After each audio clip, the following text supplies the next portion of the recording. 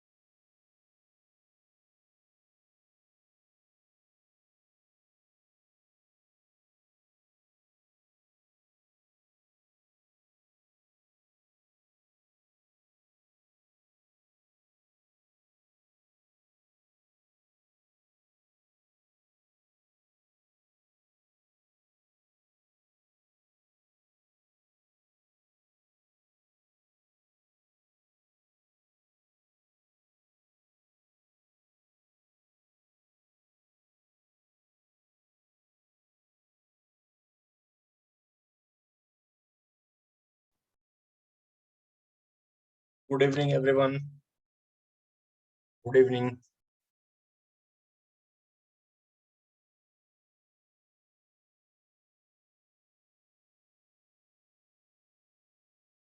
Good evening.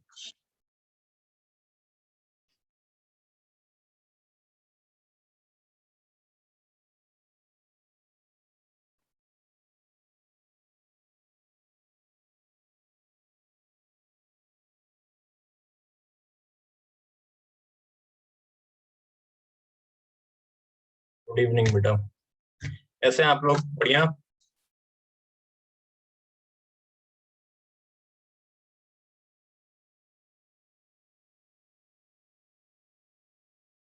Good, very. अभी कुछ पढ़ाई वगैरह समझ में आ रही है? कुछ चेंज आए हैं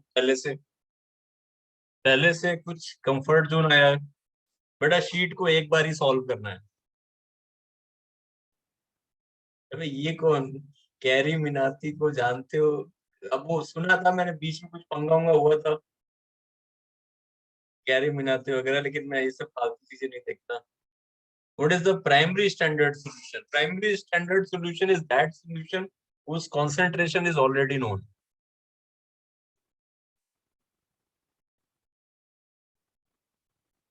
नहीं, आपको बुक फॉलो करनी है तो आप एनसीईआरटी फॉलो करो।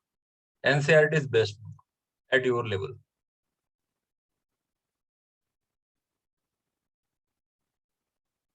बेटा, अभी आप जेमेंस दे लो एक बार अच्छे से, अनुष्का, है ना? कोई बात नहीं, जितनी प्रिपरेशन है उसके बेस पे आप ये मेंस दे लो।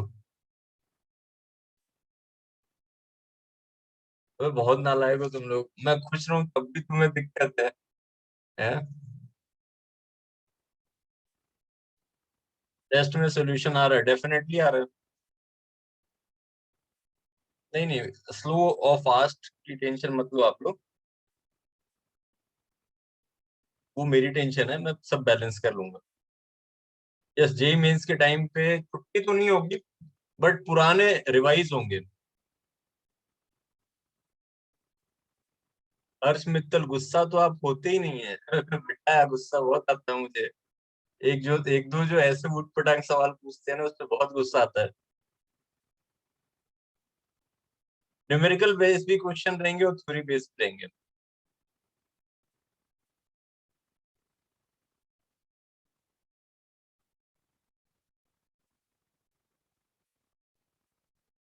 ऑर्गेनिक जल्दी स्टार्ट होगी।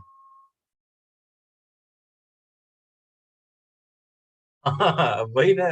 अब ऐसी चीजें पूछोगे, what is difference between rough and plain surfaces, तो मास्टर का तो दिमाग चकरा ही जाएगा। ओके।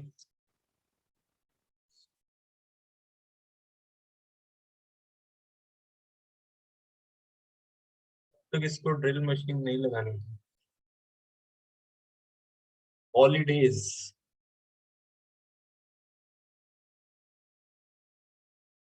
अब देखो कितनी टेंशन है, सॉल्यूशन के बाद कौन सा चैप्टर स्टार्ट होगा, पेपर में क्या आएगा, और मतलब इतनी सारी टेंशन क्यों लेना है यार।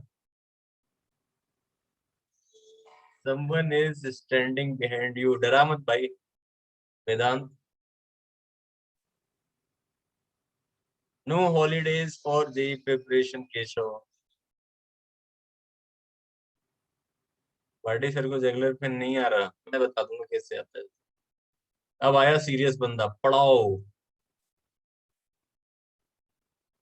5 मिनट हो गए, 1 मिनट और बचा है, 1 मिनट और लेने दो, है ना। बाकी जनता तब तक 5 मिनट के अंदर आ जाती है।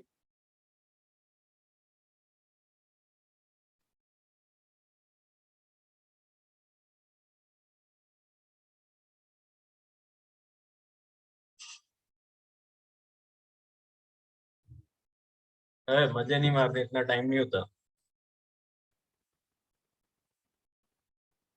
हाँ, उनके पास दूसरी है, मेरे पास तो वो है, गुड नोट्स है, शायद उनके पास नोटेबिलिटी है।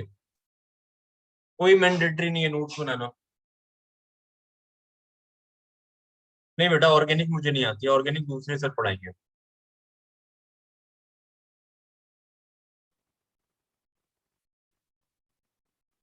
चलो हो गया टाइम, स्टार्ट करते हैं ना। Let's start the fun.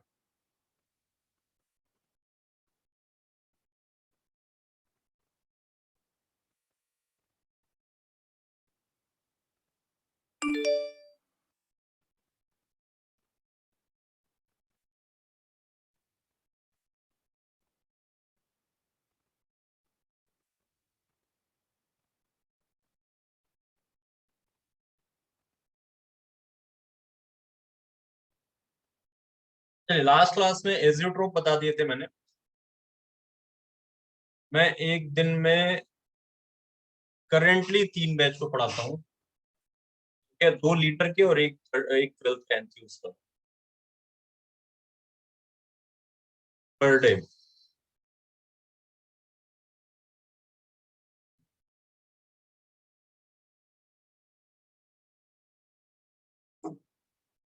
बेटा लास्ट क्लास में एजियोट्रोप बताया था, location of azeotrope can be change. नहीं, लोकेशन नहीं होता एक्चुअली, कंपोजिशन एजियोट्रोप का बदला जा सकता है। जैसे 96% और 4% का कॉम्बिनेशन इथेनॉल वाटर का 1 ATM पे एजियोट्रोप बनाता है, 1 ATM पे, ठीक है। लेकिन अगर मैं एक्सटर्नल प्रेशर 2 ATM कर दूं, इथेनॉल वाटर का जो कंपोजिशन एजियोट्रोप का वो बेटा बदल जाएगा।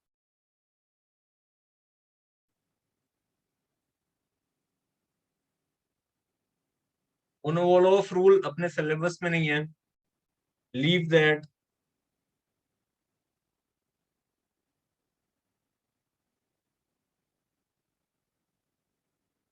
गुड आफ्टरनून बेटा। अब स्टार्ट करते हैं ना। नेक्स्ट पॉइंट लिखिए, colligative property. Next point, colligative property.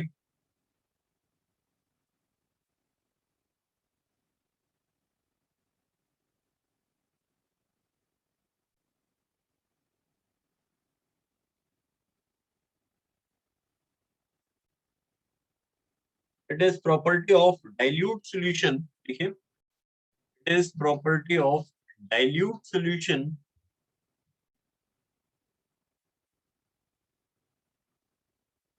it is property of dilute solution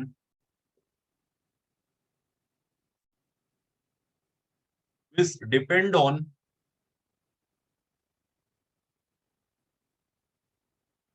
number of solute particle which depend on number of solute particle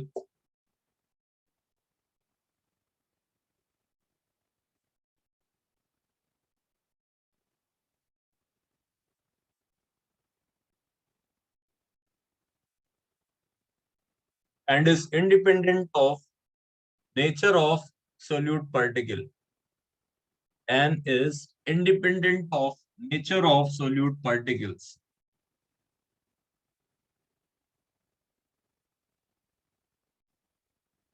and is independent of nature of solute particles.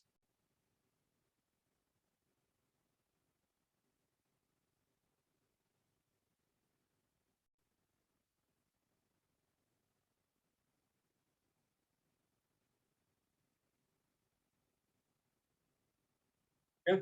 लिख लिया सबने?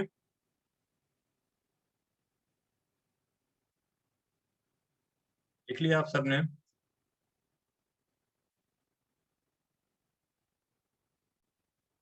ऐसी property जो counts पे depend करे, number of particles पे। Like अगर मेरे पास सपोज 1 मोल पार्टिकल है, अगर मेरे पास 1 मोल पार्टिकल है, सपोज 1 मोल ग्लूकोज के हैं और 1 मोल यूरिया के हैं, तो मुझे इस बात से मतलब नहीं है कि ग्लूकोज का फॉर्मूला डिफरेंट है, यूरिया का फॉर्मूला डिफरेंट है। जो कोलिगेटिव प्रॉपर्टी मिलेगी वो दोनों के लिए सेम आएगी, सिंस काउंट दोनों का सेम है।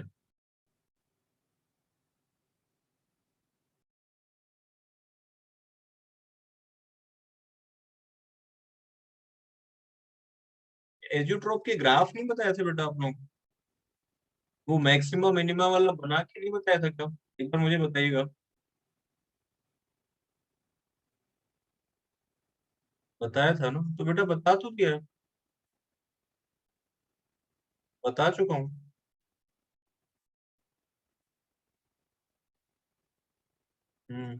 अमनदीप ने कहा कि नहीं बताया, बता चुका हूँ बेटा ये तुम्हें। 1 मिनट बेटा, है ना?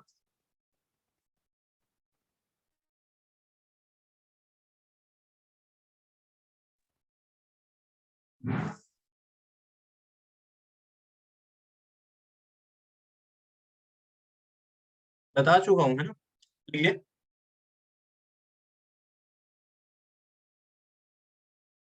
Types of colligative property.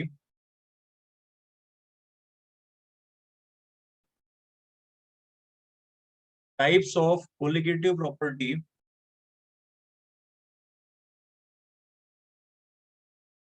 Types of colligative property. First, relative lowering of vapour pressure.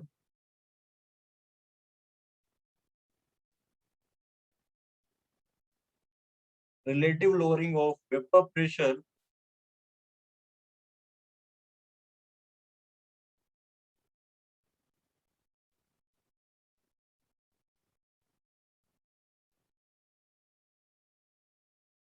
Second, elevation of boiling point, elevation in boiling point.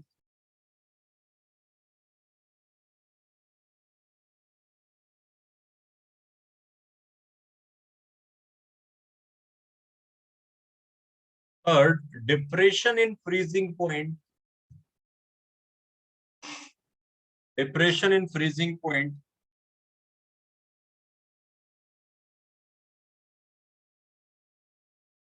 Last one, osmotic pressure. Last one, osmotic pressure.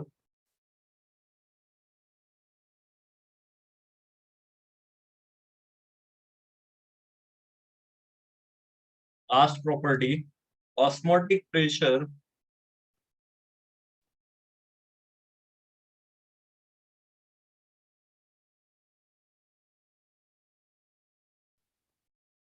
What is relative lowering of vapor pressure? अगर आपने एक non volatile solute को किसी volatile solvent में मिलाया तो vapour pressure में क्या होता है?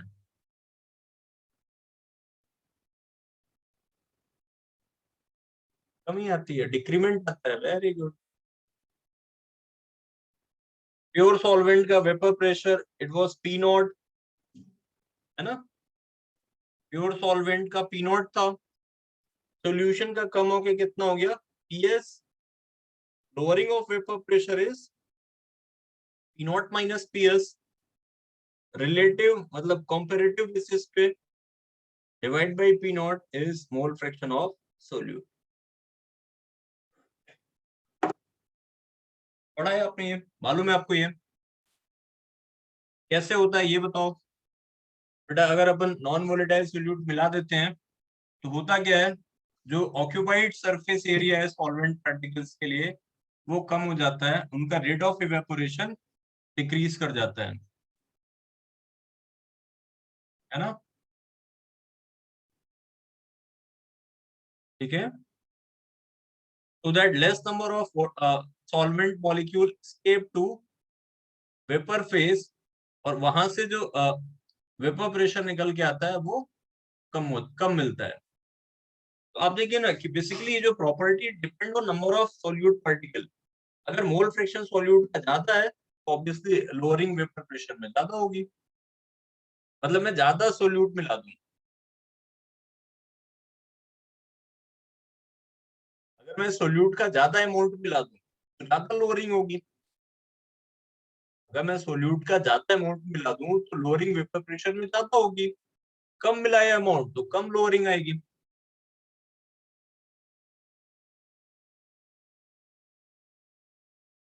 ठीक है। तो बेटा बेसिकली जो प्रॉपर्टी है it depend on count of particle, count of solute particle. That's why it is one of the colligative property.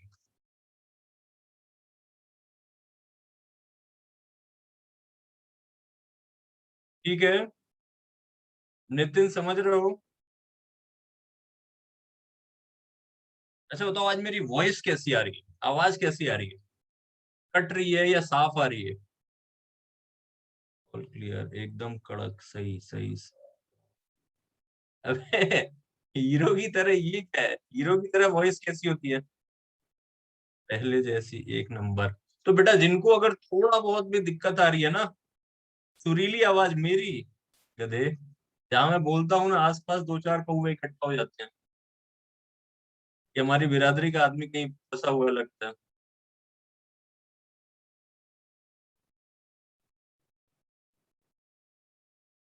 बेटा जिनके भी थोड़ा बहुत दिक्कत आ रही है वो एक बार लॉग आउट कर जाए और फिर से एंटर कर जाए।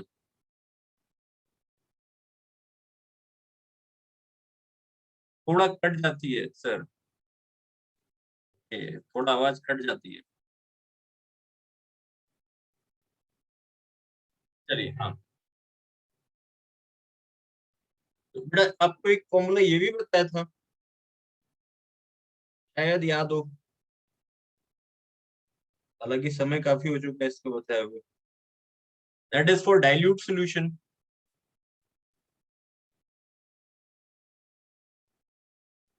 That is for dilute solution.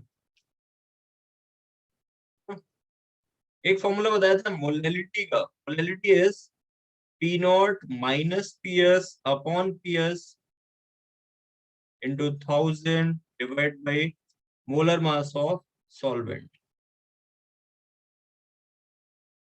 ये बताया था।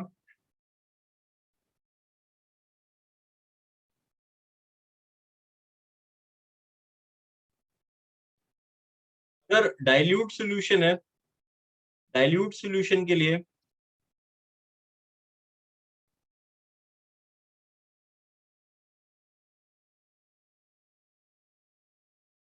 बेटा कोई कह रहा था मैथमेटिकली फॉर्मूला डिराइव नहीं करेंगे क्या, बेटा ऑलरेडी हम इन चीजों को डिराइव कर चुके हैं, तो बार बार क्यों डिराइव करेंगे।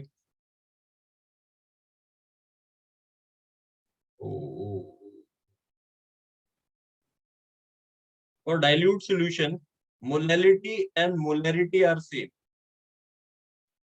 डाइल्यूट सॉल्यूशन के लिए मोलैलिटी और मोलैरिटी बराबर होते हैं।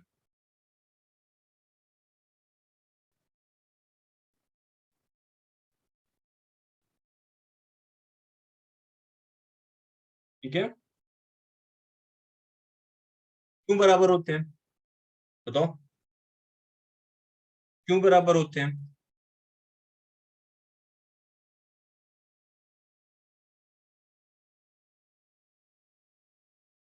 डेंसिटी 1 होती है, अगर पानी की डेंसिटी 1 है, वाटर की डेंसिटी 1 लेते हैं, इसलिए बराबर होते हैं बेटा मोलैलिटी और मोलैरिटी, क्योंकि वाटर की डेंसिटी 1 लेते हैं, यानी जो वेट ऑफ सॉल्वेंट है, अगर डाइल्यूट सॉल्यूशन है तो वेट ऑफ सॉल्वेंट, सॉल्यूट बहुत थोड़ा सा मिला है, तो वेट ऑफ सॉल्वेंट को वेट ऑफ सॉल्यूशन मान सकते हैं। बताओ अगर सोल्यूट बहुत जरा सा मिला है, 100 ग्राम, अब मान लो आपने 100 kg पानी में 10 ग्राम शुगर मिला दिया, फर्क पड़ेगा क्या।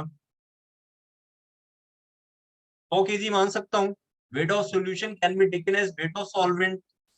ठीक है, और वेट ऑफ सॉल्यूशन जो है वो आपने वेट ऑफ सॉल्वेंट के बराबर ले लिया, डेंसिटी ऑफ वाटर इज 1, तो वेट, वेट और डेंसिटी 1 है तो वेट और वॉल्यूम इक्वल हो गया, इसलिए वहां पे molality and molarity are same. नहीं समझ में आया।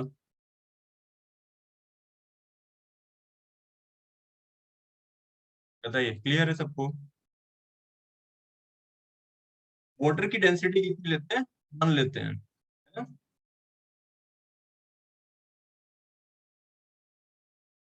ठीक है, ये तो अपने को पता है, relative lowering of vapour pressure, ये आता है अपने को कोलिगेटिव प्रॉपर्टी। नेक्स्ट पे आते हैं elevation in boiling point. Next one is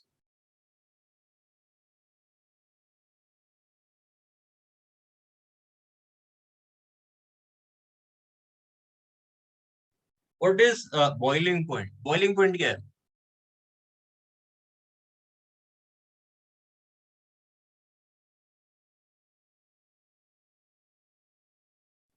distillation test के बाद बताऊंगा what is boiling point. When P internal become equal to P external, है ना, internal vapour pressure become equal to external pressure. ठीक है, अब देखिए मान लो मेरे पास एक प्योर सॉल्वेंट है,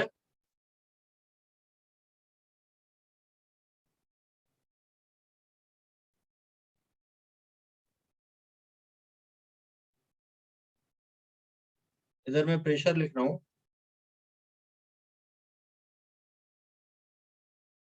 और यहाँ टेम्परेचर,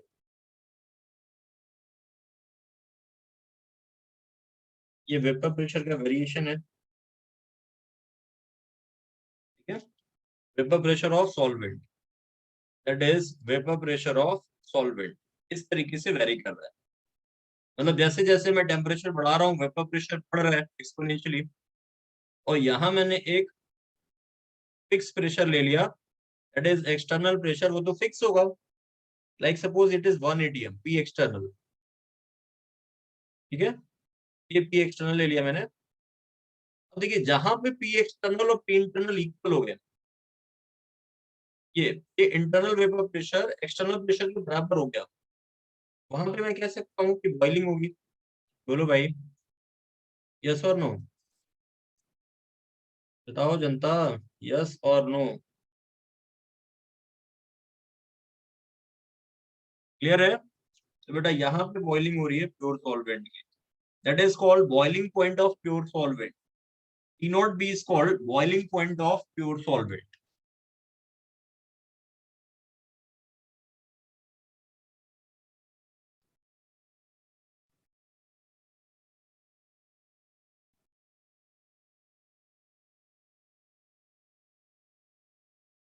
अभी आपने इस सॉल्वेंट में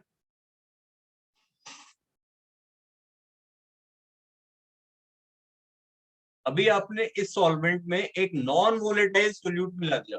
ऋतिक कुमार, आपको अगर इतना भी नहीं समझ में आ रहा, लिख रहे हो आप कुछ नहीं समझ आ रहा, तो बेटा अब इससे आसान तो क्या होगा, है ना? इससे आसान तो कुछ भी नहीं होगा अगर इतना भी नहीं समझ में आ रहा।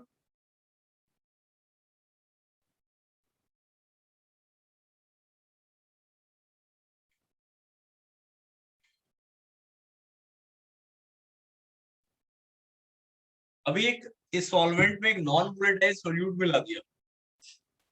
अगर आपने इस सॉल्वेंट में एक नॉन वोलेटाइल सोल्यूट मिलाया तो वेपर प्रेशर तो कम हो जाएगा। अगर आपने इसी सॉल्वेंट में एक नॉन वोलेटाइल सोल्यूट मिला दिया तो क्या होगा? वेपर प्रेशर डिक्रीज कर गया। ये देखो, इस तरीके से वेपर प्रेशर कम हो गया। अब बताओ, क्या इस पॉइंट पे ये बॉयल करेगा सोल्यूशन? मान लो जो रेड वाला दिखा रहा हूँ वो सोल्यूशन दिखा रहा हूँ, जिसमें आपने एक नॉन वोलेटाइल सोल्यूट मिला रखा है। यस, वेरी, जनता अब सही हो चुकी है। गुड। क्यों नहीं बॉयल करेगा? Reason, what is the reason behind it? Since external pressure is not equal to internal pressure, है ना? क्या करना पड़ेगा बेटा? और गर्म करना पड़ेगा। तो और गर्म करते हैं। गर्म करने का मतलब और टेम्परेचर देना पड़ेगा, और हीट देना पड़ेगा। तो ज्यादा हीट देंगे तो वेपर प्रेशर और बढ़ेगा। बढ़ते बढ़ते बढ़ते बढ़ते ये बढ़ के सपोज यहाँ आ गया। रुक जाओ, थोड़ा सा कंटिन्यूटी नहीं आ रही इसमें।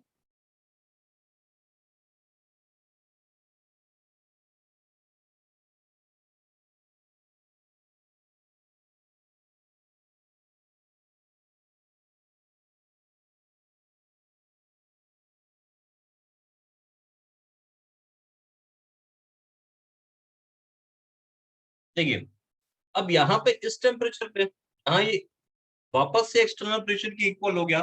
ये सोल्यूशन बॉयल कर जाएगा। बताओ बेटा, है ना? इसको आपने मिला दिया through temperature excess, that is called TB. TB क्या है? Boiling point of solution.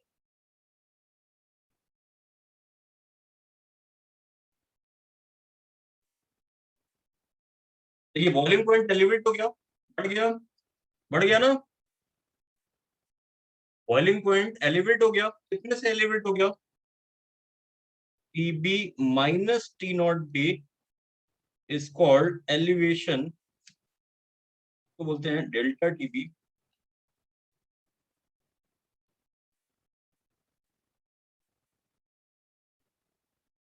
Elevation in boiling point.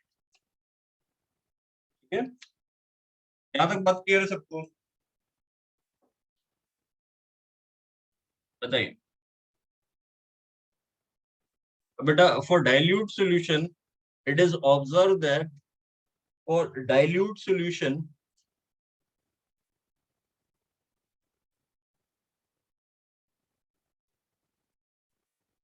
ये पता लगता है कि जो एलिवेशन है बॉइलिंग पॉइंट का, it is proportional to molality. Again, molality will basically tell your number of count of solute particles. That's why it is a type of colligative property. Molality यहाँ पे क्या बताएगा? Number of solute particle in given solvent। ठीक है, for dilute solution ये जो boiling point elevation है, it will depend on molality. देखिए, इसीलिए इसको बोलते हैं कोलिगेटिव प्रॉपर्टी, क्योंकि मोलैलिटी बोलने का मतलब यही है कि आप नंबर ऑफ सोल्यूट पार्टिकल्स को काउंट कर रहे हो। बताओ भाई, जनता। नहीं, नॉन वोलेटाइल सोल्यूट नहीं, वोलेटाइल के लिए भी एप्लीकेबल होगा बेटा। ठीक है, डेल्टा टीबी को क्या लिख लूंगा, प्रोपोर्शनलिटी हटा यहां से, कांस्टेंट इंट्रोड्यूस हुआ into M, KB is called molar elevation constant. क्यों कहते हैं भाई, देखो इसका इसका रीजन क्या है कि मोलर एलिवेशन कांस्टेंट क्यों कहते हैं। कॉन्सेंट्रेटेड सॉल्यूशन के लिए पूछा इन्होंने क्या होगा, तो वहां पे बेटा एक्टिविटी वर्ड यूज करते हैं, activity is different sort of constant which comes from chemical potential, जो बियॉन्ड सिलेबस है। इवन इसका डेरिवेशन भी होता है बहुत खतरनाक सा, वो भी सिलेबस में नहीं है, क्योंकि वहां पे थर्मोडायनेमिक्स इंट्रोड्यूस होती है, हायर लेवल की केमिकल पोटेंशियल से डिराइव होता है। तो सारी बातें जो है वो अपने लेवल की नहीं है। ठीक है, तो जितना अपने मतलब का उतना ही देख रहे हैं। अब मोलर एलिवेशन कांस्टेंट क्यों कहते हैं, सपोज आपने मोलैलिटी 1 ले ली, 1 मोलर का सोल्यूशन ले लिया। ठीक है, तो 1 मोलर का सोल्यूशन का मतलब delta TB will be TB. अगर आपने 1 मोलर का सोल्यूशन ले लिया तो वहां से डेल्टा टीबी कितना हुआ, केबी के बराबर, है ना। इसीलिए बोलते हैं भाई 1 मोलर सोल्यूशन जितना एलिवेशन प्रोड्यूस करे in boiling point, it is called molar elevation constant. 1 molar का सोल्यूशन जितना बॉइलिंग पॉइंट में एलिवेशन देगा, that is called molar elevation constant KB. हाँ, इबुलियोस्कोपिक कांस्टेंट भी इसको बोलते हैं। KB is also called ebullioscopic constant. KB is also called ebullioscopic constant. ठीक है, यूनिट ऑफ केबी, केबी लिखते कैसे हो बेटा, delta TB divide by M. Delta TB को आप ले सकते हो डिग्री सेल्सियस या केल्विन में, and unit of molality is mole per KG. ये हो जाएगा केल्विन किलोग्राम, ये kelvin, unit of molality is mole per KG, ये हो गया केल्विन केजी मोल इनवर्स।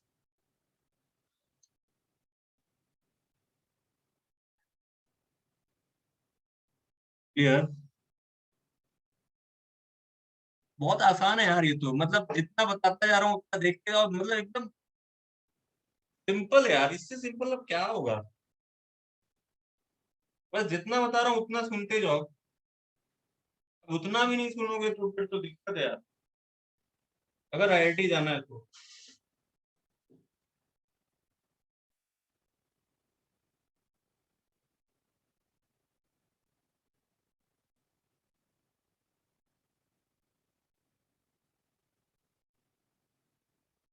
केबी का फॉर्मूला होता है R into molar mass of solvent into T not b का square upon 1000 into delta H vaporisation.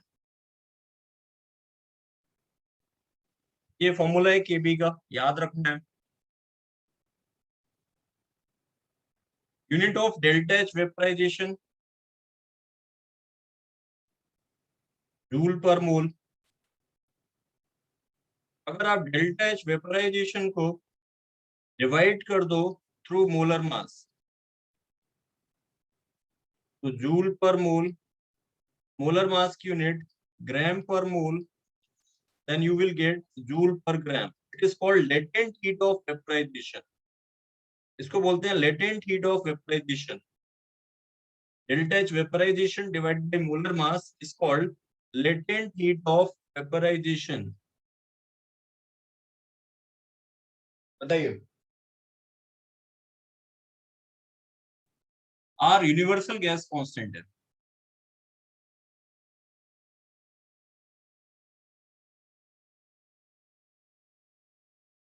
होगा बेटा, बताऊंगा, अभी बताऊंगा, रुक जाओ, धीरे धीरे समझते चलो।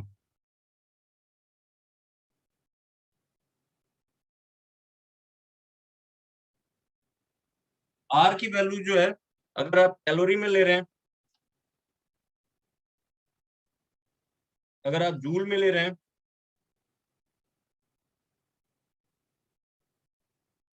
कैलोरी में ले रहे हैं तो 2,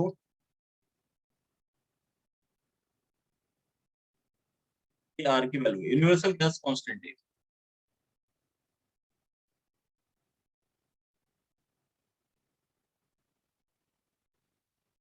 ठीक है, अच्छा डिफाइन कर दूं।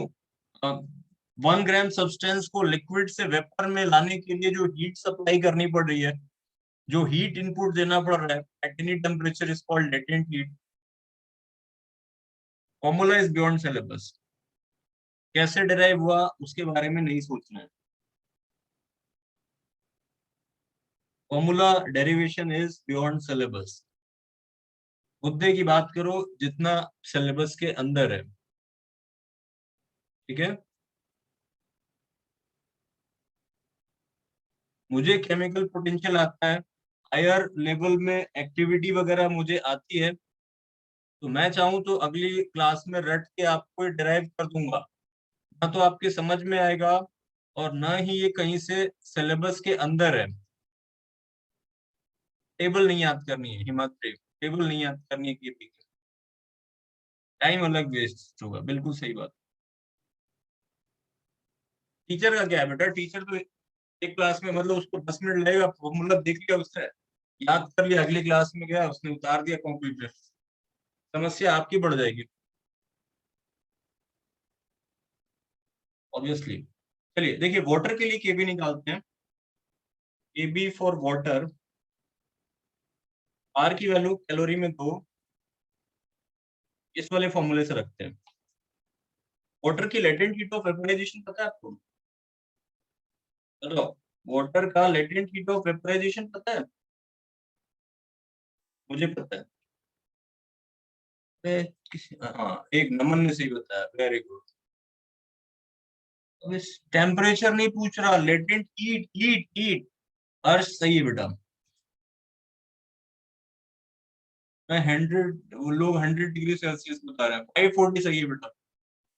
540 कैलोरी सही है पर ग्राम, नया सही है बेटा। Value of R is 2, T naught B, that is boiling point of pure water is 373 के square thousand, latent heat of vaporization of water is 540। बताओ कितना आएगा? मुझे पता है कितना आएगा। विदिशा सही है, 536 भी करेक्ट। 0.515 आता है, जिसको हम अप्रोक्सीमेट लिखते हैं 0.52।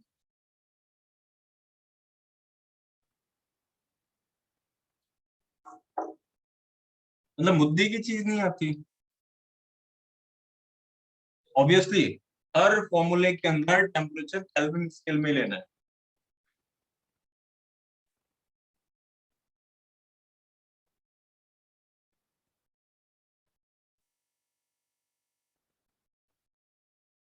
ठीक है, तो KB of water is fix, that is 0.52 kelvin per kilogram per मोल।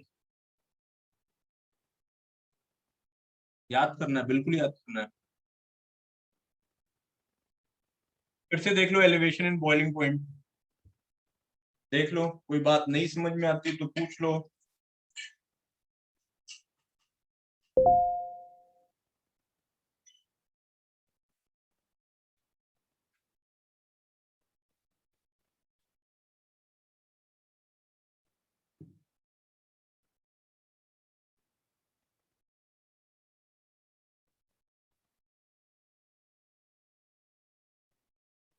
तो अगर वेट दिया है तो मोलैलिटी निकाल लोगे वेट के थ्रू, वहां से सॉल्व हो जाएगा।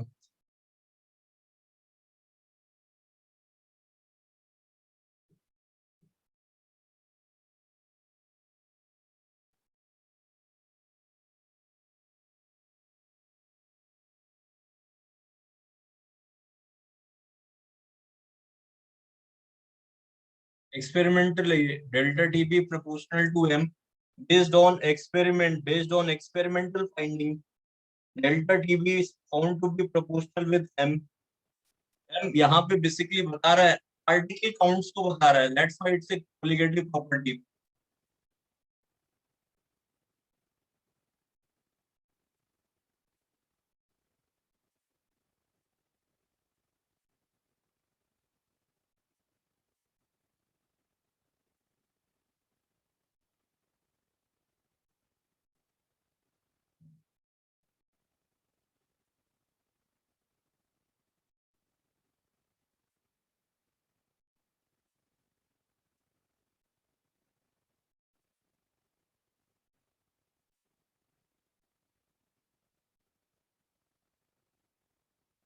क्लियर है सबको? इतना क्लियर है?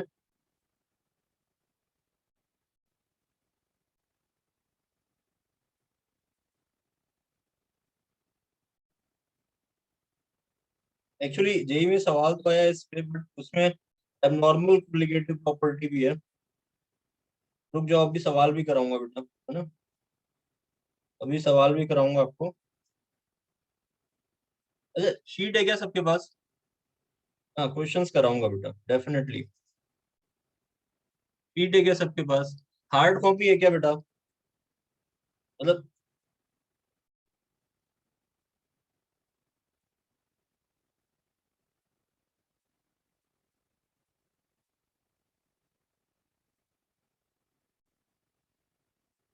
है ना आपके पास शीट है ना बेटा? अच्छा, मना भी कर रहे हैं कुछ लोग। चलो लिखो।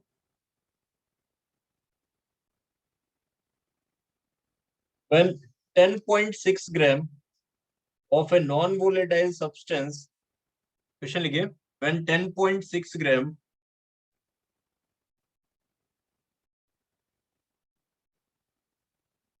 of a non-volatile substance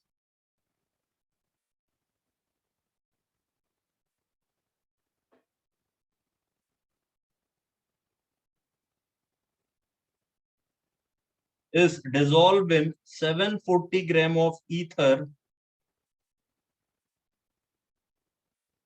is dissolved in 740 gram of ether, its boiling point is raised 0.284 degree Celsius. मुझे पता है जनता गलती कहाँ करेगी। 740 ग्राम, ठीक है। Kb of ether is 2.11 degrees Celsius kilogram per mole. What is the molecular weight of substance?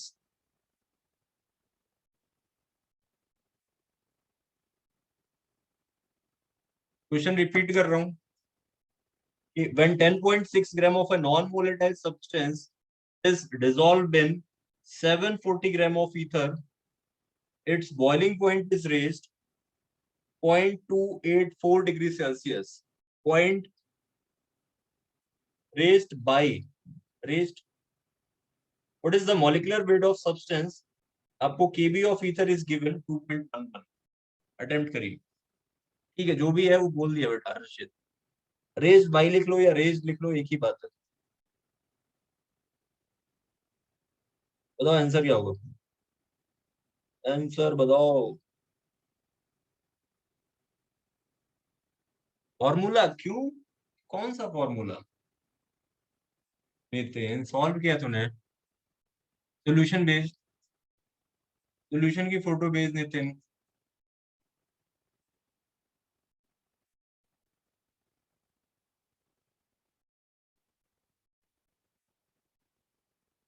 ठीक नहीं आती?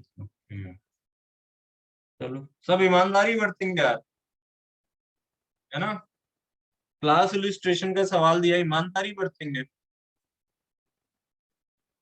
खासकर अपने आप से। देखो अभी जनता यही पूछ रही है, सर क्या फाइंड करें? अरे molar mass of substance find करो महाराज, देवता प्रभु, चरण कहाँ है आपके?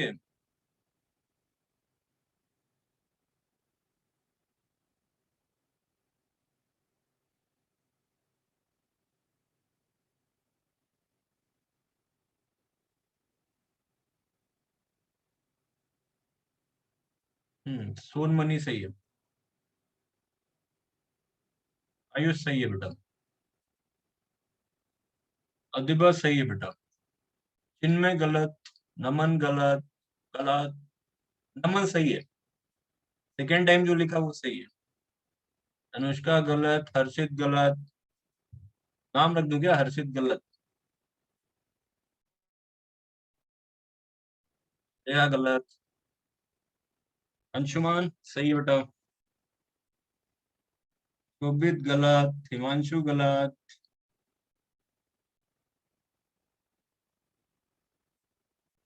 गलत के बाद वो, हाँ मैं गलत।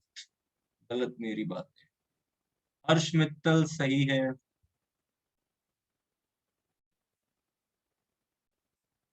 कुमारी AKA, बाकी नीत नाम दिख रहा पूरा सही है।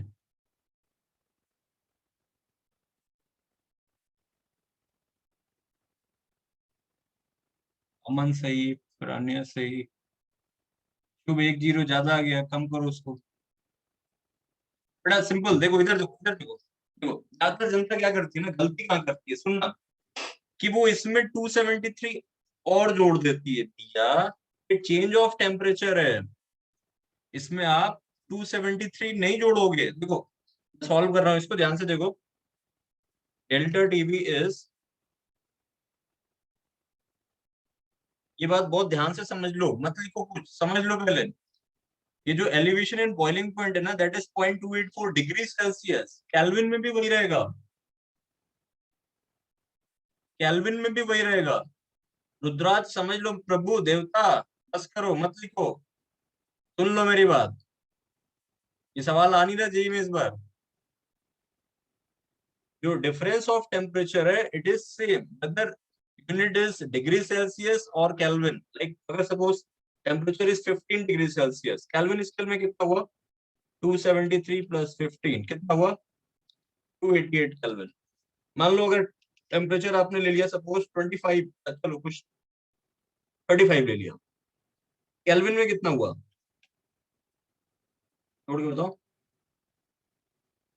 तो बोलो बोलो बोलो। 308। देखो difference is same, 20 degree Celsius 20 kelvin, difference of temperature is same, है ना? Difference of temperature is same. तो इसमें आपको 273 जोड़ के इसको केल्विन में बदलने की जरूरत नहीं है। मैं इसको ऐसे लिख सकता हूँ, ऐसे लिख सकता हूँ। ठीक है, फॉर्मूला यूज किया, delta TB is Kb into m. Value of delta Tb is 0.284. Kb is 2.11. Molality is moles of solute. अब मोल्स ऑफ सोल्यूट कैसे लिखें? That is weight upon molar mass, है ना? Divide by molar mass of solvent, sorry divide by weight of solvent in KG. ये हो गया, M निकालना है।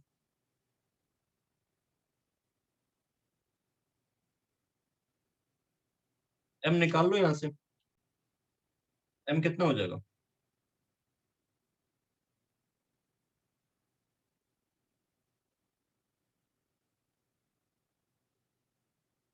आई थिंक 106 आएगा।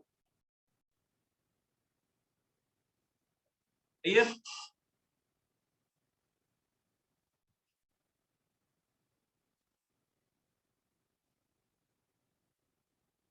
Clear?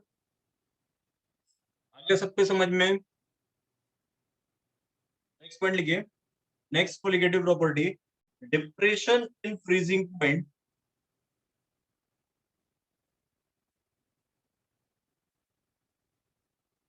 Next point, depression in freezing point. बेटा कैलकुलेशन और स्ट्रॉन्ग करो, है ना?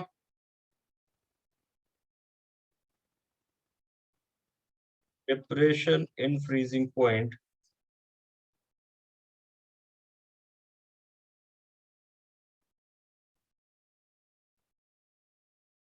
देखिए freezing point is temperature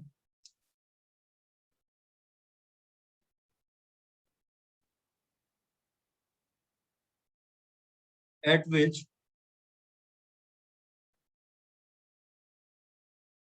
solid and liquid phase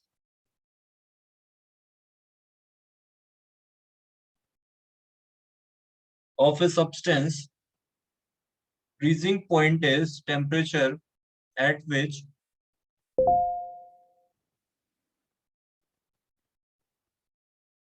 solid and liquid phase of a substance is in equilibrium with each other, is in equilibrium with each other,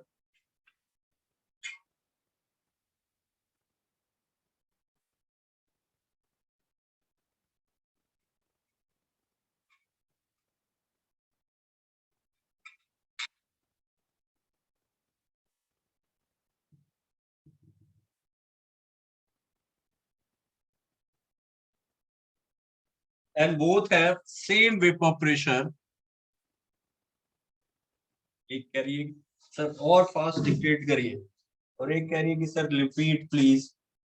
क्या करूं बताओ, लग गई पैर में, आ गया।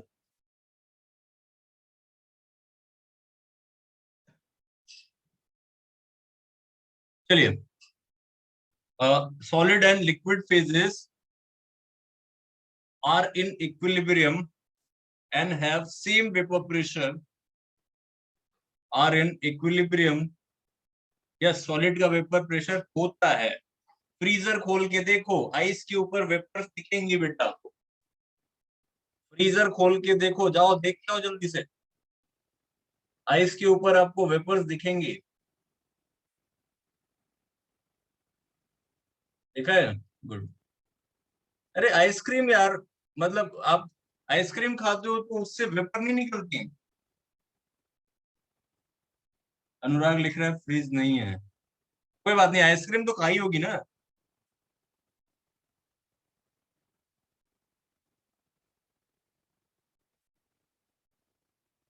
अब ये मत कहना आइसक्रीम भी नहीं खाई आज तक।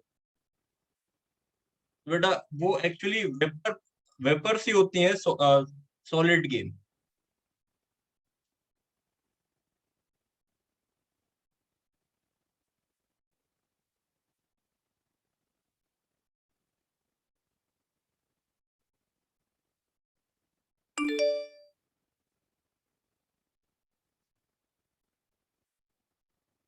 एक्चुअली होता क्या है, सुनिएगा, इस बात में होता है एक्चुअली, जहाँ पे फ्रीजिंग होती है उस समय होता क्या है, जैसे मान लो ये कंटेनर है, इसमें लिक्विड भी है और सॉलिड भी है।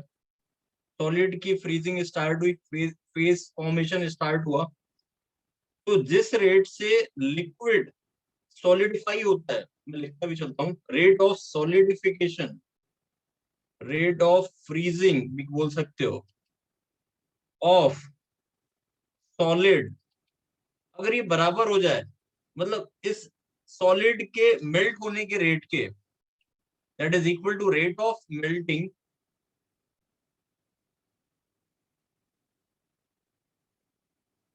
रेट ऑफ फ्रीजिंग और रेट ऑफ मेल्टिंग अगर बराबर हो जाए, तो उस पॉइंट पे कोई सब्सटेंस जो है वो फ्रीज करता है एट ए कांस्टेंट टेम्परेचर। मतलब सॉलिड सॉल्वेंट और लिक्विड सॉल्वेंट, ये दोनों आपस में साइमल्टेनियस इक्विलिब्रियम में होते हैं। दे both have same vapour pressure and the rate of conversion of solid into liquid state and same liquid के solidify होने का rate आपस में बेटा इक्वल हो जाता है at that point, that point is called that fixed temperature is called freezing point। ठीक है, सिंपली आप तो ये ध्यान रखना कि at freezing point vapor pressure is same और solid solvent and liquid solvent at freezing point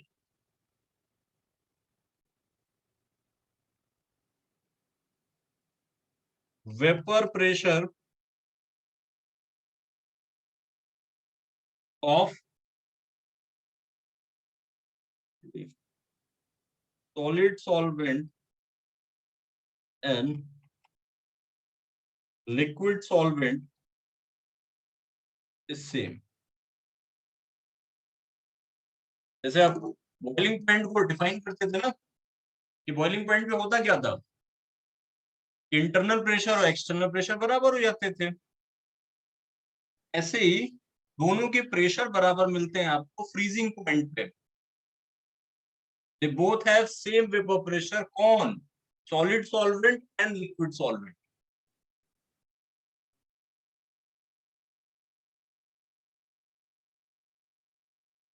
solid solvent क्या है, जैसे आइस वाटर लिया आपने, वाटर का जो आइस हुआ ना वो सॉलिड सॉल्वेंट है, और liquid water is liquid solvent.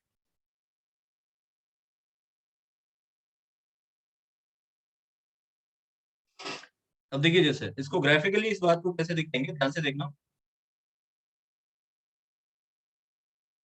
मान लो मेरे पास ये सॉलिड सॉल्वेंट का वेपर प्रेशर है, इस तरीके से होता है, और लिक्विड सॉल्वेंट का ऐसे होता है, ये लिक्विड सॉल्वेंट का है। ये मान लो आइस का है, अगर आपके पास सॉल्वेंट वाटर है, and this one is for liquid solvent. देखिए इस पॉइंट पे दोनों फेजेस आपस में मिल रही हैं, दोनों के वेपर प्रेशर इक्वल है।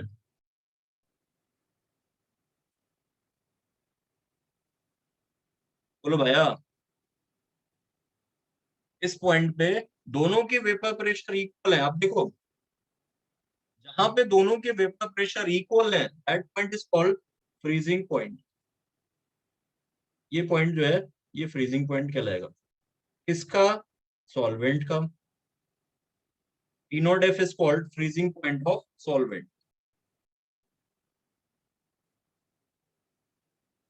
Freezing point of pure solvent.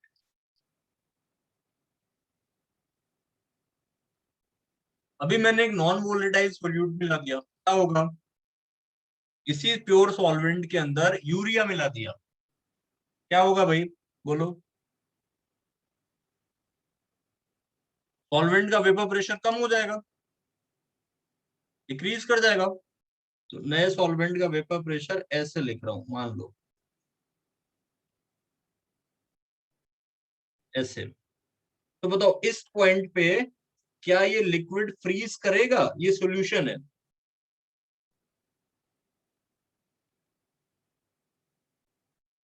क्यों नहीं करेगा, क्यों नहीं करेगा, क्योंकि दोनों के सॉलिड के और लिक्विड के वेपर प्रेशर आपस में इक्वल नहीं है। यस, बिल्कुल सही बात नमन, ये बात समझ में आई। सॉलिड और लिक्विड के वेपर प्रेशर आपस में इक्वल नहीं है, ठीक है। तो अभी क्या करना पड़ेगा,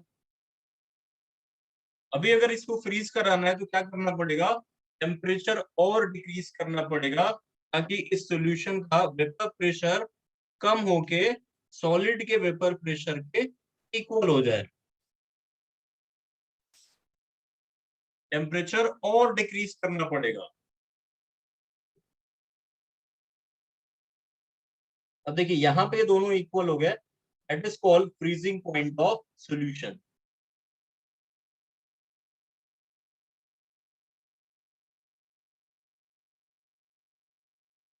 बेटा ये बवाल मचाया किसने, किसने ये डिस्टरबेंस या टर्बुलेंस क्रिएट किया,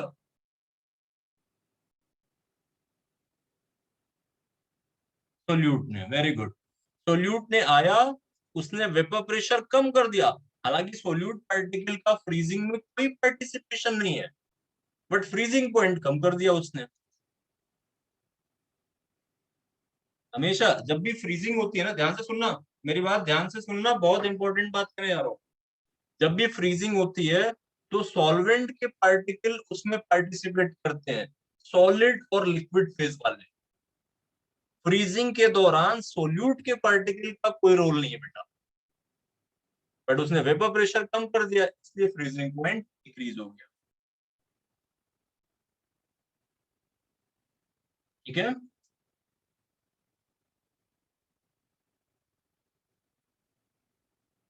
यहां तक क्लियर है, बोलिए भाई, यस और नो, क्लियर है।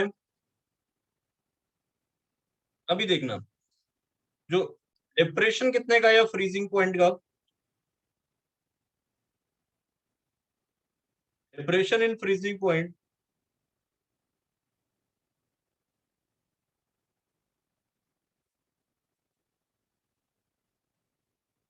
that is T naught F minus TF is equal to delta TF. T naught F minus TF is equal to delta TF. Again, same story for dilute solution. Same वही राग. ये जो depression है, it is colligative property. It depends on count of particle and count is represented in form of molality for dilute solution. Particle count को हम molality के term में represent कर रहे हैं. प्रोपोर्शनलिटी हटाया, कांस्टेंट लगाया केएफ. इसको क्रायोस्कोपिक कांस्टेंट बोलते हैं या मोलर डिप्रेशन कांस्टेंट बोलते हैं.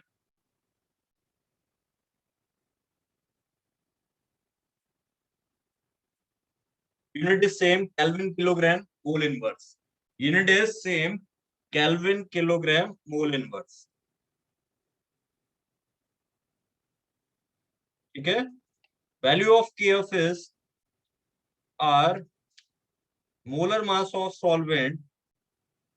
टी नॉट बी की जगह टी नॉट एफ आएगा, divide by 1000 into delta H. Vaporization की जगह इंथैल्पी ऑफ फ्यूजन लेंगे. फ्यूजन की enthalpy.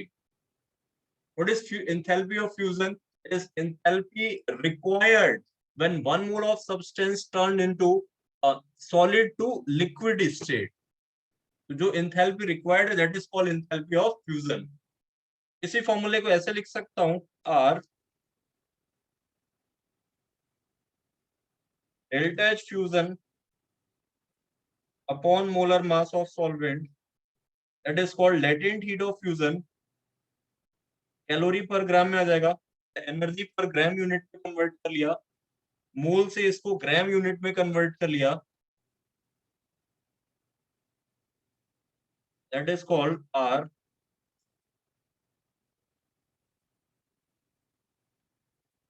latent heat of fusion.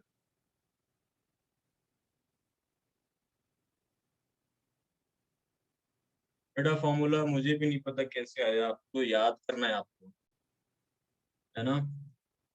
कहोगे तो मैं याद करके अगली क्लास में डिराइव करा दूंगा, समझ में आपके नहीं आना वो फॉर्मूला.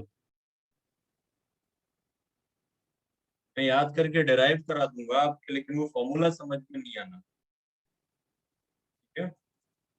हाँ, फॉर्मूला याद करना है.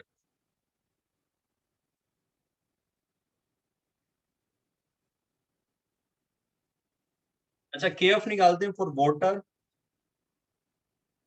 वाटर का केएफ निकालते हैं. Value of R is 2. Water के लिए T naught F is 273 square upon 1000. Latent heat of fusion water की कितनी होती है?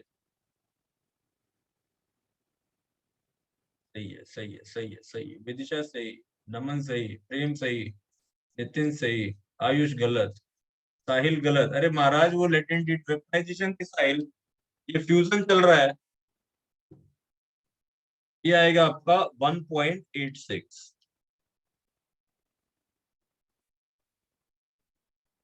क्या?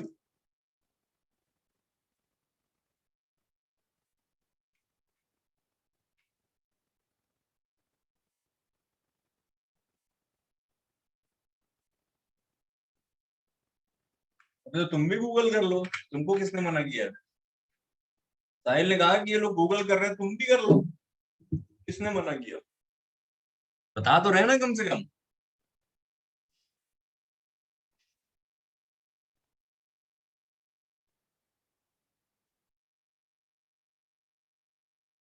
कोई एक प्रैक्टिकल एप्लीकेशन बताओ जो डिप्रेशन इन फ्रीजिंग पॉइंट है.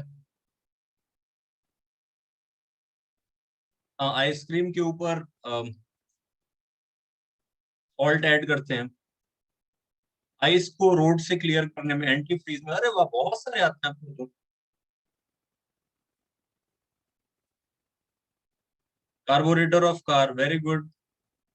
कुल्फी बनाने में।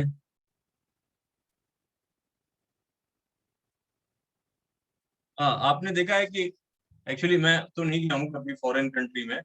फॉरेन में क्या होता है ना कि जो बर्फ वगैरह जमती है तो उस पे सरफेस पे वो सॉल्ट मिला देते हैं। सॉल्ट मिलाने से क्या होता है कि जो फ्रीजिंग पॉइंट है वो कम हो जाता है ना। तो जल्दी बर्फ वहां पे नहीं बनती, रोड पे सॉल्ट मिला देते हैं, सॉल्ट ऐड कर देते हैं ताकि फ्रीजिंग पॉइंट डिक्रीज कर जाए। मान लो सपोज कि टेम्परेचर 0 डिग्री था, ठीक है, आइस बनने के लिए उन्होंने क्या किया कि रोड पे सॉल्ट डाल दिया, NaCl डाल दिया, तो टेम्परेचर जो है वो फ्रीजिंग पॉइंट कम होके -2 हो गया। और एटमॉस्फेयर टेम्परेचर 0 डिग्री सेल्सियस है, तो जब तक -2 नहीं आएगा बर्फ नहीं बनेगी, 0 डिग्री सेल्सियस पे फिर वहां पे बर्फ नहीं बनेगी। ये शुगर भी मिला सकते हैं, बट अभी आपको बताऊंगा एबनॉर्मल कोलिगेटिव प्रॉपर्टी में कि अगर कोई सॉल्यूट डिसोसिएट हो रहा है it will produce more colligative property.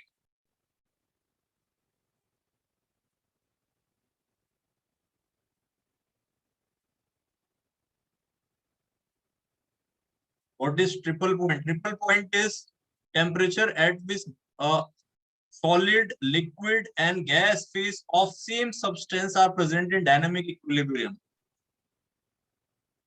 Yes, melt होने में भी टाइम लगेगा। नहीं है, ओस्टवाल्ड वॉकर नहीं है। मुझे आता है, अगर आप डाउट में पूछोगे तो मैं बता दूंगा, मुझे आता है ओस्टवाल्ड वॉकर क्या होता है। डाउट में पूछोगे तो मैं बता दूंगा।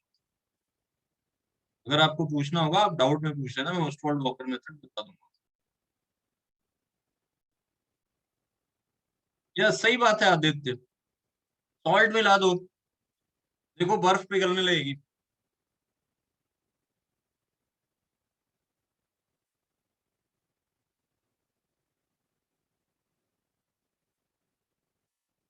हाँ, ethylene glycol is a very good antifreeze because of it makes stronger hydrogen bond with water molecules। इसीलिए इथाइलिन ग्लाइकोल को बहुत अच्छा एंटी फ्रीज मानते हैं क्योंकि वाटर के साथ हाइड्रोजन बॉन्डिंग बना लेता है।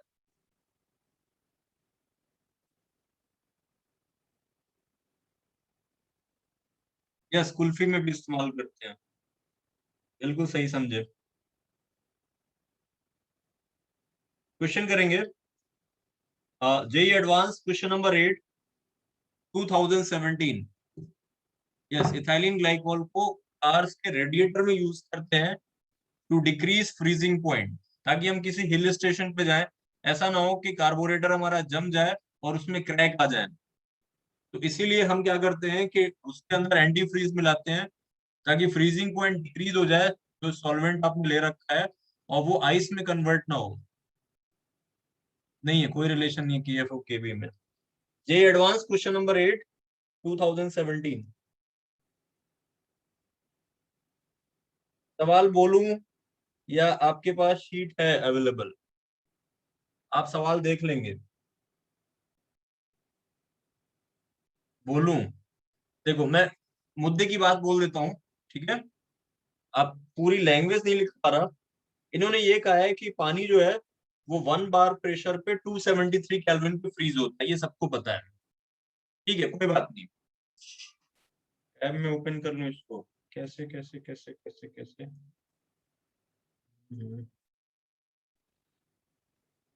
स्क्रीनशॉट मेल करूंगा, वो पंगा है यार, पंगा है, ज्यादा लफड़ा फंसेगा। ऐसे ही सुन लो। हाँ, melting and freezing point same होता है, but process are opposite. Melting solid to liquid, freezing is liquid to solid. एक एंडोथर्मिक है, एक एक्सोथर्मिक है। Temperature is same. Pure water freeze है, क्वेश्चन क्या है कि प्योर वाटर 1 बार पे 273 केल्विन पे फ्रीज होता है, मतलब इन्होंने इनडायरेक्टली आपको प्योर वाटर का फ्रीजिंग पॉइंट बता दिया। आईआईटी आपको हमेशा सफिशिएंट डेटा देगा, ठीक है। आपने उस पानी के अंदर 34.5 ग्राम ऑफ इथेनॉल, किसने बनाया ये पेपर? इथेनॉल मिलाया इसने, E2H5OH। in 500 gram water. ठीक है, kf of water is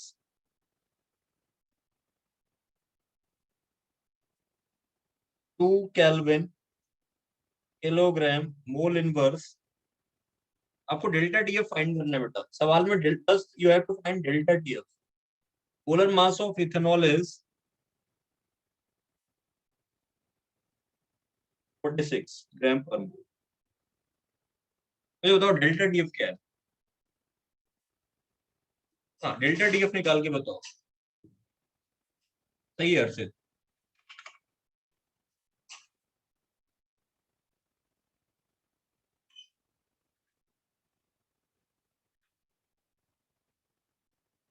सही है निशा, सही है, सही है, पूरी क्लास ने बम्पर सही निकाल दिया बेटा। यही का सवाल है, सब लोग कर लेंगे मुझे पता है। हमारे टेस्ट के सवाल करके दिखाओ, दम है तो।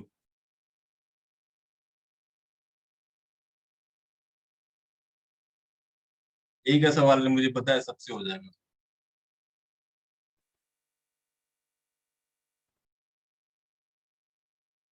हाँ ठीक है,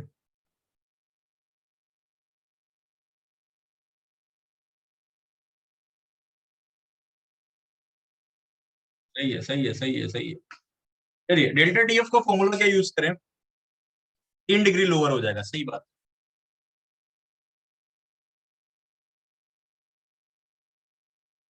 मोलैलिटी कैसे लिखूं, that is moles of solute 34.5 upon molar mass 46, ये मोल्स हो गए, divide by weight of solvent in KG 0.5, ये आ जाएगा आई थिंक 3 आ जाएगा। 3 आ गया, 3 डिग्री कम हो गया बेटा, है ना। तो क्या होता है, डेल्टा टीएफ क्या लिखते हो, देखो इधर, T naught F minus T F, ये 3 है। टी एफ कितना हुआ, T naught F -3 270 kelvin.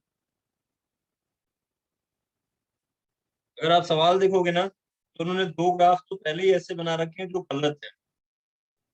Option B और सी तो पहले ही दिख रहा है गलत है। आप सवाल देखना घर पे, आप सॉफ्ट कॉपी आपके पास है, आप देखना उस सवाल में, बचा ए और डी, फाइट ए और डी में है। ए में 2 केल्विन का डिफरेंस है और डी में 3 केल्विन का डिफरेंस है। तो जहां पे 3 केल्विन का डिफरेंस है, that will be the correct answer. Correct answer will be D. तो ये आईआईटी का एक तुच्छ सा सवाल था, घटिया सा सवाल। घटिया तो नहीं बोलेंगे, खैर इन्होंने ग्राफ में आपसे दिमाग लगवा लिया था, पर ठीक है, सिंपल ही क्वेश्चन था।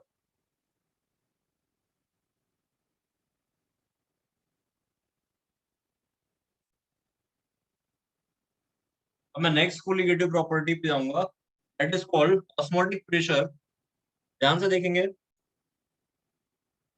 Osmotic pressure,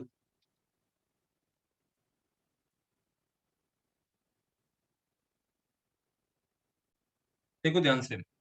correct option is D. हाँ देखो इसको,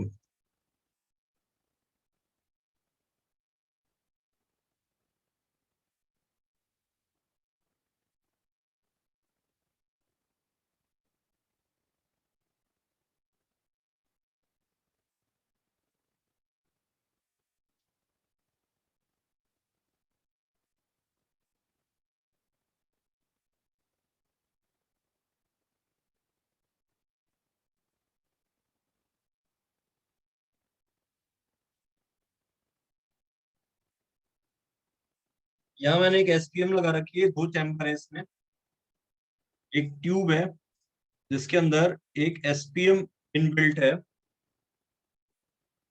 और एसपीएम कर क्या रही है, प्योर सॉल्वेंट को सॉल्यूशन से अलग कर रही है।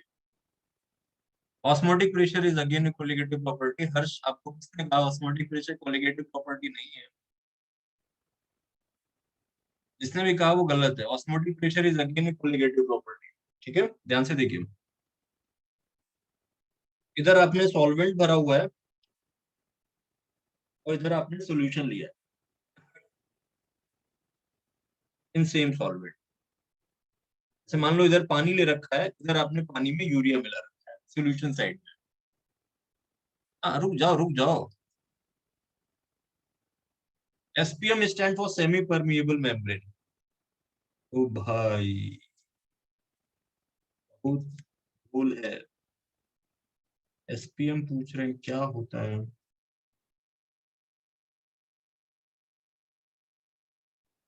अच्छा, जो एनसीईआरटी वाली बुक है उसका कवर किस कलर का है?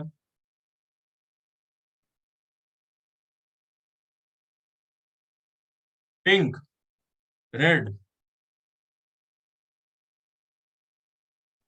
ओके, समझ गया।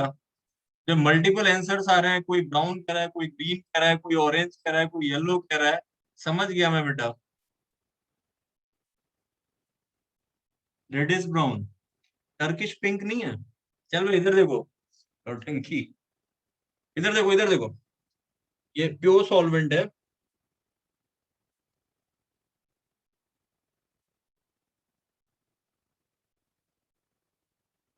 अभी आपने सेम सॉल्वेंट के अंदर, initially level was same in both the limb of tube, जो आपको ट्यूब दे रखी है उसके दोनों लिम्ब के अंदर लेवल सेम था। And you have added a non volatile solute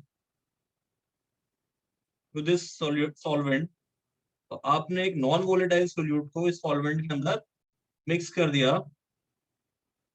ये स्टोरी है।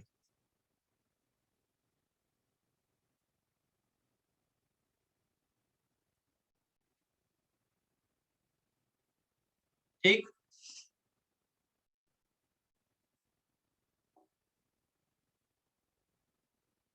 बताइए।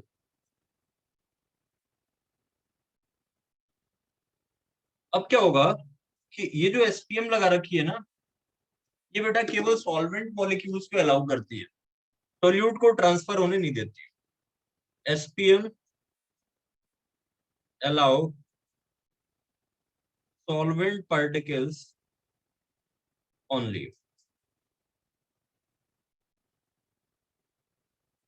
जो मेम्ब्रेन है उसके थ्रू सॉल्वेंट पार्टिकल ही जा सकता है, सोल्यूट का पार्टिकल उसके थ्रू होके नहीं जा सकता, क्योंकि उसकी साइज, पोर साइज इतनी कम होती है कि सोल्यूट का पार्टिकल उससे निकल के नहीं जा पाए। ठीक है, सॉल्वेंट का इजीली निकल जाएगा। अब बताइए, सॉल्वेंट का पार्टिकल किधर जा रहा होगा?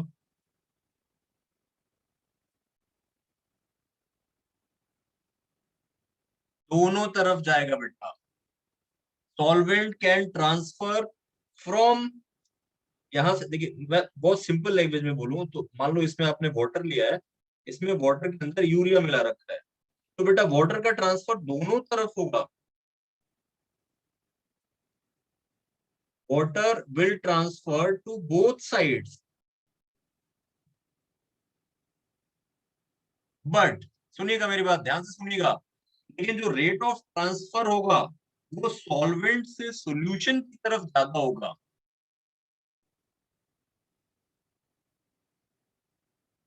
जो रेट ऑफ ट्रांसफर होगा वो सॉल्वेंट से सॉल्यूशन ज्यादा होगा, ये रेट कम होगा इनिशियली। इनिशियली।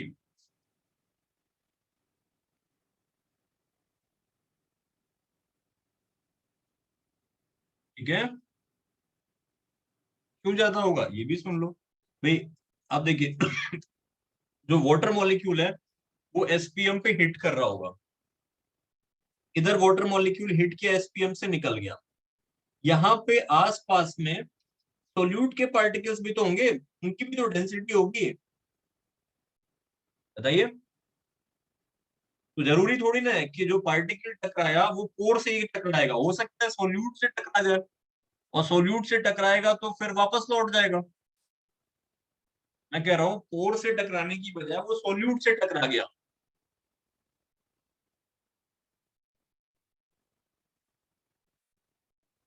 जनता ज्ञान देने में मुझे ही लगी है यार। सब लोग मुझे समझा रहे हैं कि हाइपरटोनिक टू हाइपोटोनिक, कोई कह रहा है हायर टू लोअर। अरे भाई मैं जो बता रहा हूँ वो तो समझ लो, मुझे आता है ये सब।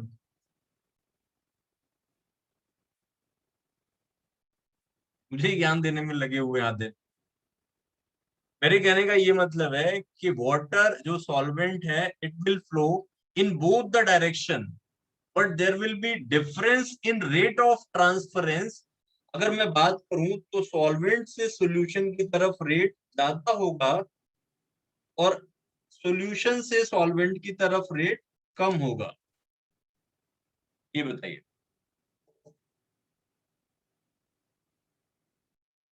तो फर्क क्या होगा उससे?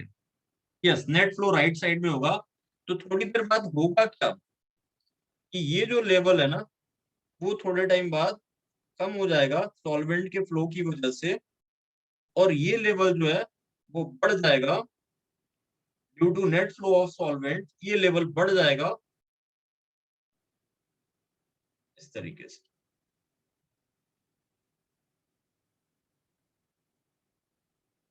लेकिन आप देखोगे ना, after certain time level constant हो जाएंगे। क्यों कांस्टेंट हो जाएंगे? लेवल कांस्टेंट का क्या मतलब है भाई? थोड़े टाइम बाद लेवल कांस्टेंट हो जाएगा। क्यों हो गया? ये हाइट में डिफरेंस फिक्स हो गया। मान लो ये डेल्टा एच है, ये फिक्स हो गया डेल्टा एच। क्यों हो गया? ऐसा क्या हुआ? यस, दोनों साइड में मॉलिक्यूल्स का स्ट्राइक हाइट की वजह से ना प्रेशर बढ़ जाएगा टुवर्ड सॉल्यूशन साइड। पहले इधर प्रेशर पाई लग रहा था एटमॉस्फेरिक प्रेशर के बराबर, इधर भी एटमॉस्फेरिक प्रेशर लग रहा था, लेकिन ये जो हाइट का ग्रेडियंट बना ना डेल्टा एच का, ये एक्स्ट्रा प्रेशर जनरेट कर देगा टुवर्ड सॉल्यूशन साइड। ये एक्स्ट्रा प्रेशर यहाँ पे जनरेट कर देगा टुवर्ड सॉल्यूशन साइड। पहले दोनों तरफ सेम प्रेशर था। कितना था? Atmospheric pressure.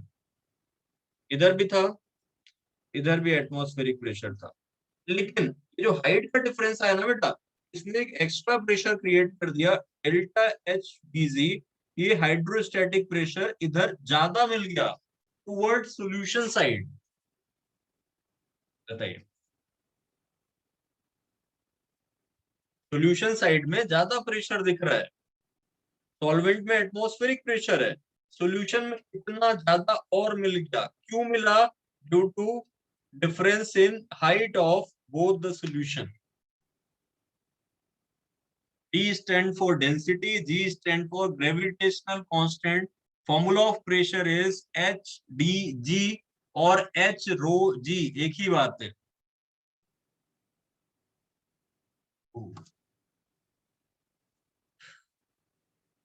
हाँ, अब ये सुनिए हाइट कांस्टेंट क्यों हो गई?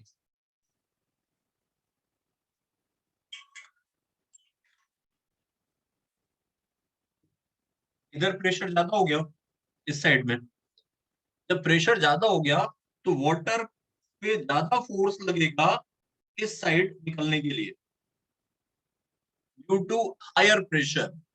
प्रेशर ज्यादा होने की वजह से देखिए left side sorry right side में प्रेशर बढ़ गया। इधर प्रेशर बढ़ने से वाटर पे ज्यादा फोर्स लगेगा मॉलिक्यूल्स को मेम्ब्रेन से निकलने के लिए। इसलिए जहां पे इक्विलिब्रियम स्टैब्लिश होगा वहां दोनों तरफ वाटर का ट्रांसफरेंस रेट इक्वल हो जाएगा। इसलिए दोनों लिम्ब में हाइट कांस्टेंट हो जाएगी। ज्योति, ये बात समझ में आई?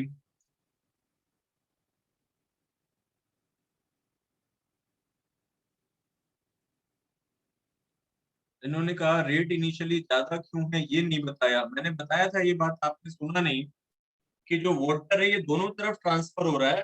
बट अगर वाटर मॉलिक्यूल इस मेम्ब्रेन से टकराने की बजाय मॉलिक्यूल से नॉन वोलेटाइल सोल्यूट से टकरा जाए तो वो दूसरी साइड नहीं निकल पाएगा।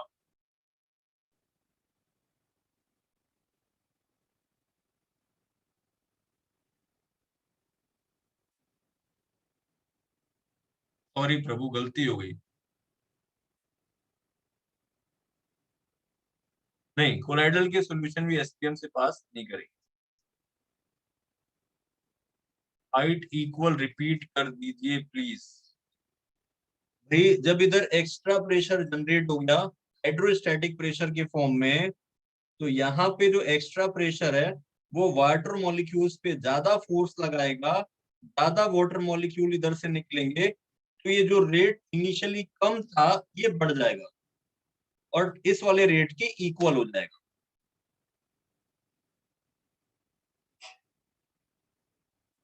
ठीक है, इस वजह से दोनों में क्या हुआ कि वाटर का ट्रांसफरेंस रेट इक्वल हो गया, left to right as well as right to left.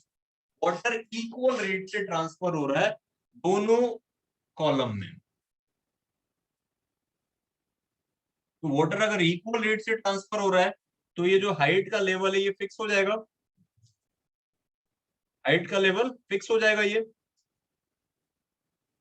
तो बेटा ये जो एक्स्ट्रा प्रेशर था ना on solution side, that is called, that hydrostatic pressure is called osmotic pressure.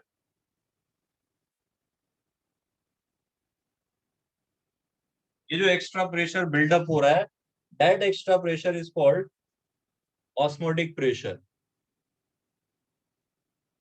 बताइए, क्लियर? लिखिए जरा ऑस्मोटिक प्रेशर की डेफिनेशन लिखिए।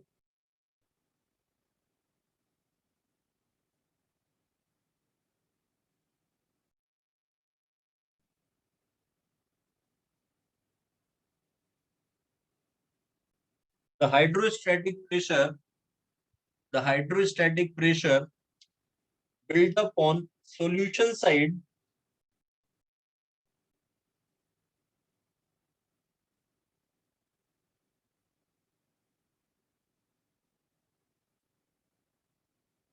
the hydrostatic pressure built up on solution side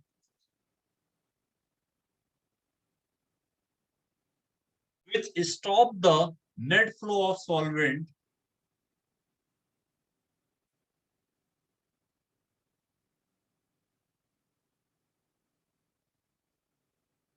which stop the net flow of solvent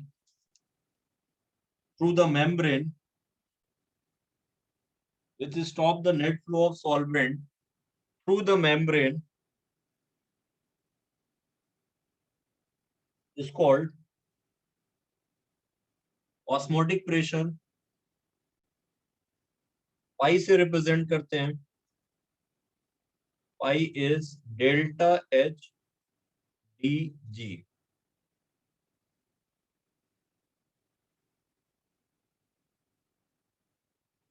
अच्छा ये बताओ, yes concentration का difference है इसीलिए ऑस्मोटिक प्रेशर बिल्डअप हो रहा है, बिल्कुल सही। ये बताओ कि पहले से मैं ऑस्मोटिक प्रेशर के बराबर प्रेशर सॉल्यूशन साइड में लगा दूं तो भी वाटर मॉलिक्यूल नहीं ट्रांसफर होंगे? बताओ, कोई नेट फ्लो नहीं होगा। पहले से मैं ऑस्मोटिक प्रेशर के बराबर प्रेशर लगा दूं तो यहां से वापस से कोई नेट फ्लो सॉल्वेंट का नहीं होगा, दोनों लेवल इक्वल रहेंगे। पहले से इतना प्रेशर लगा दिया। अच्छा अगर ज्यादा प्रेशर लगा दूं ऑस्मोटिक प्रेशर से तो क्या होगा? किधर का रेट बढ़ जाएगा? यस, लेफ्ट साइड में मॉलिक्यूल्स का नेट ट्रांसफर होने लगेगा वाटर मॉलिक्यूल का, that is called reverse osmosis. Yes, from solution toward solvent. ठीक है, रिवर्स ऑस्मोसिस होने लगेगा। हाँ, वाटर प्यूरिफिकेशन में यूज करते हैं, even desalination of sea water में भी यूज करते हैं कि सी वाटर को प्योर वाटर के साथ कनेक्ट कर लेते हैं और सी वाटर पे प्रेशर लगाते हैं ताकि जो प्योर वाटर है वो सी वाटर से निकल के प्योर साइड में कन्वर्ट चला जाए। ये कंसेप्ट कुछ समझ में आया? क्या बोला क्या नहीं बोला? आरओ में यूज कर, क्लियर है? Good, very good.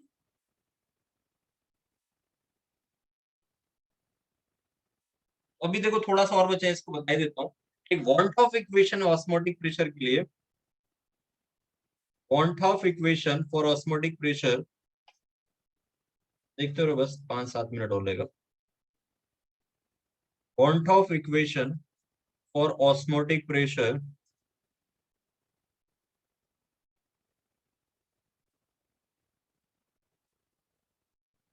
ये इक्वेशन है, ये डाइल्यूट सॉल्यूशन के लिए पहली बात तो वर्क करती है. आप ऑस्मोटिक प्रेशर मेजर कर सकते हो इससे इन टर्म्स ऑफ कॉन्सेंट्रेशन. एक तरीका तो है ही इस फॉर्मूले से. डाइल्यूट सॉल्यूशन का जो ऑस्मोटिक प्रेशर है, it is written as CRT. C stand for molar concentration.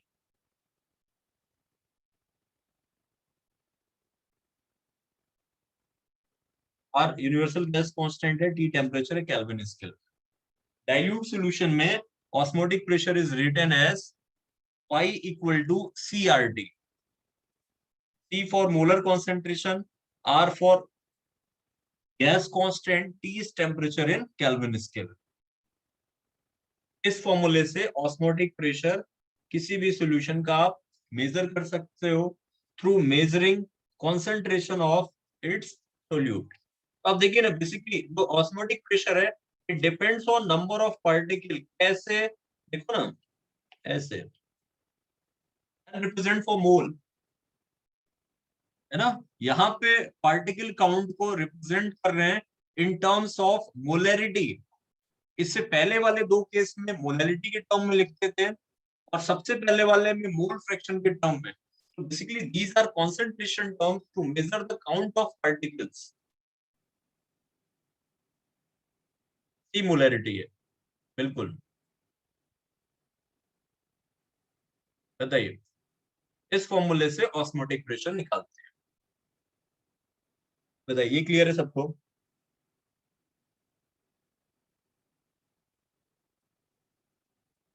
अब मान लो मेरे पास दो सॉल्यूशन है.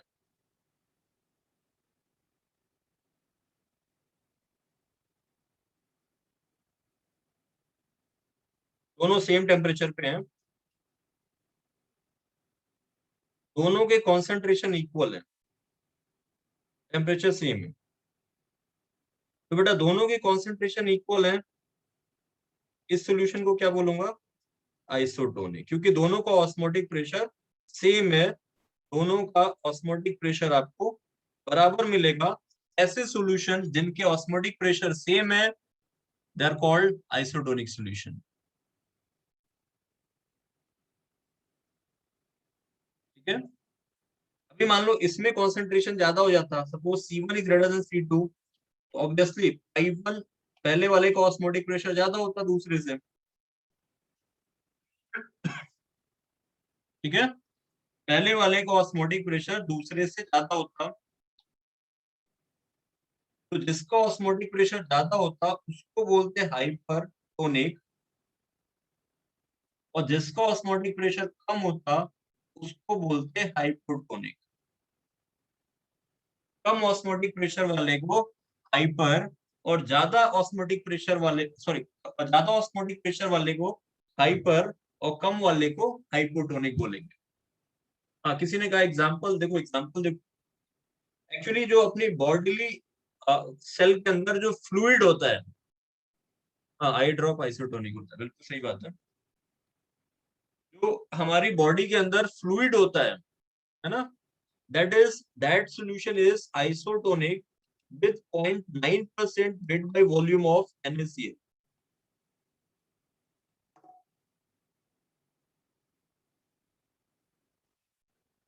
जो अपनी बॉडीली फ्लूइड है, उसका उसमें जो उसका जो ऑस्मोटिक प्रेशर है, वो इतना कंसंट्रेशन के NaCl के ऑस्मोटिक प्रेशर के बराबर होता है.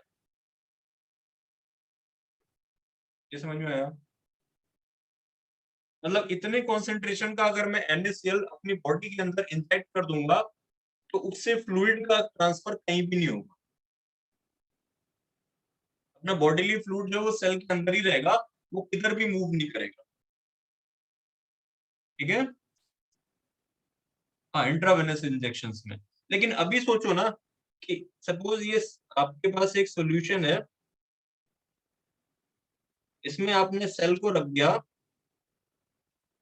और इस सेल का कॉन्सेंट्रेशन 0.9% वेट बाय वॉल्यूम से ज्यादा निकला।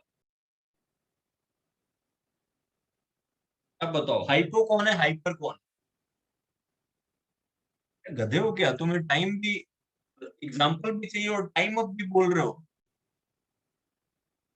नहीं नहीं, हाइपर बना रहा है कोई मुझे, उसको एग्जाम्पल भी चाहिए और टाइम अप बोल रहा है।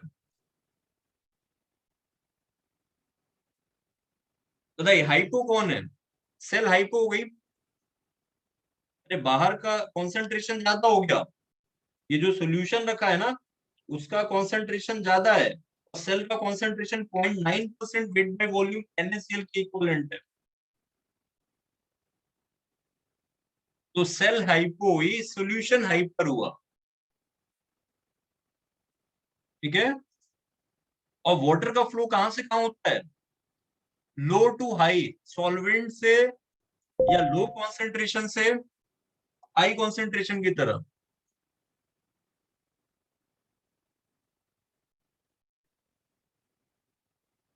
ठीक है, तो ये सेल क्या होगी भाई, इससे वाटर फ्लो करने लगेगा और ये सेल श्रिंक कर जाएगी, काम खत्म हो जाएगा। ठीक है, लो कौन भाई, ऑस्मोटिक प्रेशर सेल का कम था, सॉल्यूशन का ज्यादा था, सेल जो है पिचक जाएगी, सही बात है। अभी मान लो ना कि एक दूसरा सिनेरियो लिया, वापस से सेल को रखा एक हाइपोटोनिक सॉल्यूशन में, मतलब जिसका ऑस्मोटिक प्रेशर सेल के ऑस्मोटिक प्रेशर से कम है। ठीक है, इस सॉल्यूशन का जो ऑस्मोटिक प्रेशर है that is less than 0.9% weight by volume of NaCl, यानी ये जो बाहर सॉल्यूशन है it was hypotonic and cell solution was hypertonic. अभी क्या होगा,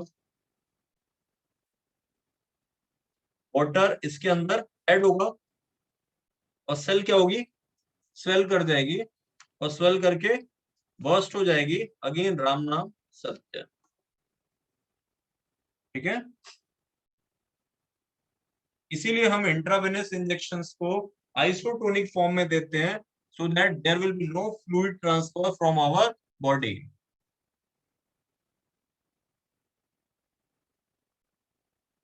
आप लोगों को मेरे से बहुत सारे ज्यादा एग्जाम्पल आते हैं, ग्रेप्स इन वाटर, ठीक है, किसमिस, ठीक है, मतलब मैं ये एग्जाम्पल देता हूँ, मुझे ये परफेक्ट लगता है।